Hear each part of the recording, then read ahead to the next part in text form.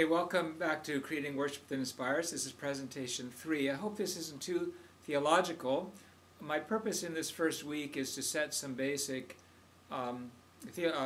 foundational positions or foundational understanding about the meaning of worship, relating unification worship to True Parents tradition, Love and Life Ministries, to the Christian or biblical tradition, and the spiritual reality, and just get some foundational understandings together.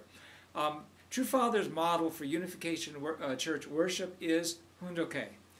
We need to base our worship strategy and rationale on True Parents' actual practice. Now, in 2007, father and mother and 3 generations of their family and clergy from around America traveled the world, and they gave speeches, and they gave an archetypal kind of worship experience throughout the world, 120 cities, thousands of cities, and it went like this. They gave the Word, and they gave the Holy Wine. So there was the Word and the sacrament and the human touch. And I want to show how that's a basic worship formula for what you're doing in your local church, what constitutes worship. And the other direct practice of True Parents, which is the day in, day out, is hundoke. So that is the foundation, the most stable foundation for worship that we have. Hundoke means what? Gather to read and study. Gather to read and study. We can do that in the home. It's very flexible. But the standard hundoke, as we think about it, is community with True Parents. We publicize, we gather people together. That means we inspire people. We connect, we gather. Number 2, we read the Word, which means inspire the intellect. We empower. And then Father will preach, he'll expound. There'll be prayer, there'll be song, there'll be dancing, there'll be testimonies, inspiring the emotions, which is inspire.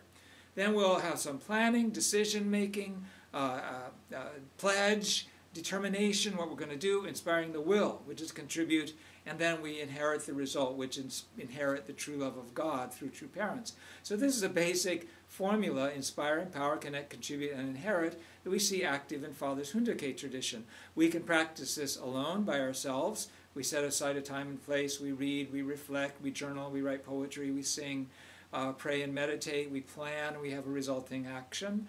We can also do it at home. We gather together our family, we read, we study, we pray, we reflect on it, think about how we're going to apply it. We have testimonies and sharing. We might sing a song, things might get really dramatic, and there's going to be some kind of resulting action and blessing. And then finally, we do hundoke. We can extrapolate it into the community setting without True Parents. And that's in your local church, and that's mainly the content of this course, completely the content of this course.